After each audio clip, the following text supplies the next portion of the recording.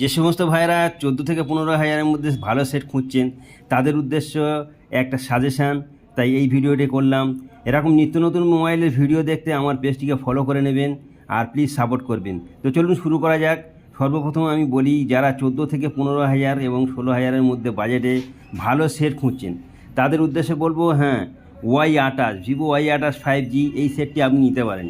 এতে আপনার সবথেকে বড় জিনিস, এটা দেখতেও খুব সুন্দর এবং এতে যা ফিচার্স আছে আপনি নিঃসন্দেহে জানেন হয়তো, বা আপনাদের আমি বলবো। এই সেট দেখুন, কালারটা হচ্ছে দু রকম কালার আছে।